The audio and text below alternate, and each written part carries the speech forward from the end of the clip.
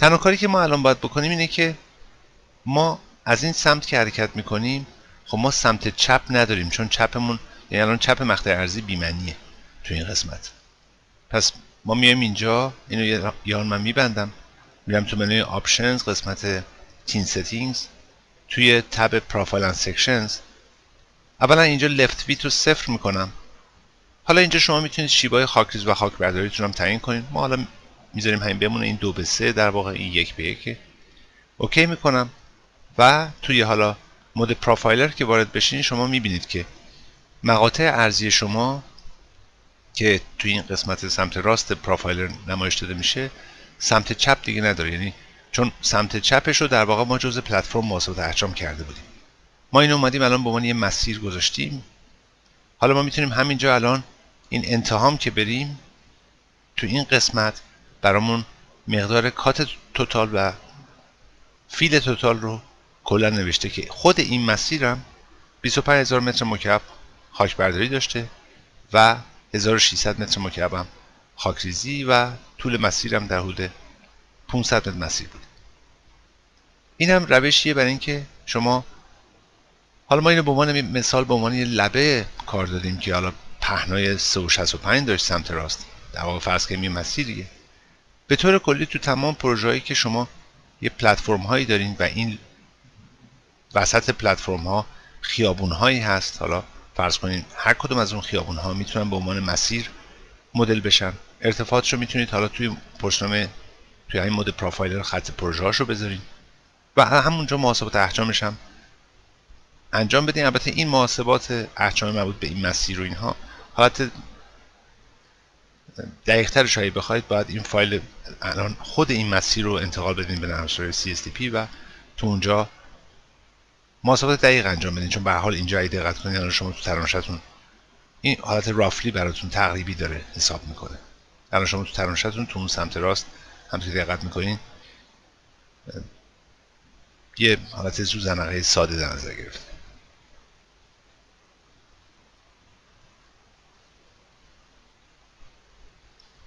البته من این پلتفرم رو یه بار دیگه هم با البته ضریب 1 برای نسبت C به F دوباره از دستور اپتیموم لول استفاده کردم و احجامش رو به 50000 و کاتوفیلش رو هر دو به 50000 رسوندم، برای اینکه یه مقایسه داشته باشم از بابت مسیری که هست. حالا من یه بار دیگه بذارید اول من این B1 رو دوباره اینویزیبل کنم.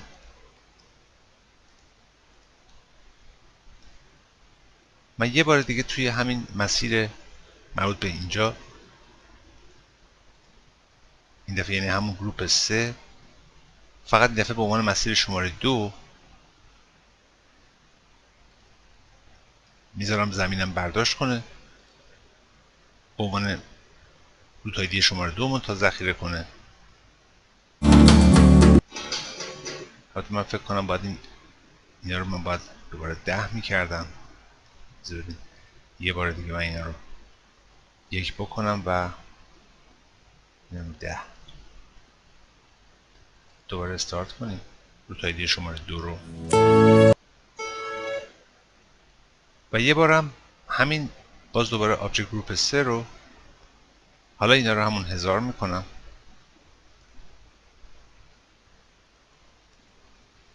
و از پلتفرم B1 و اینا رو نمیخوایم، فقط میگیم از پروژکت لاین پوینت برامون برداشت کنه. حالا اگه ما توی این قسمت بریم، این مسیر شماره 1 اون بود که اول کار کرده بودیم، این مسیر شماره 2 که در واقع اینم مقادیر کات توتال و فیل توتاله تو این حالت. پس این تو حالت 1 بود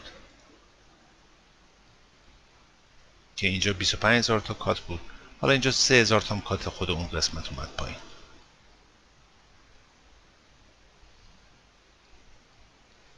اینم یه حالتی بود که میخواستم ببینم اگر با مقادیر کات و فیل با ضریب 1 بخواد سیستم کار کنه الان به چه صورت میشه؟ من البته الان میتونم مسیر شماره 1 رو هم یا اینجا ویزیبل کنم که ببینم.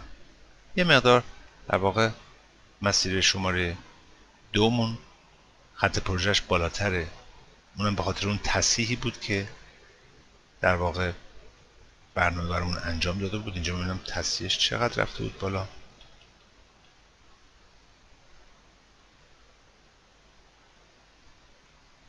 تو این قسمت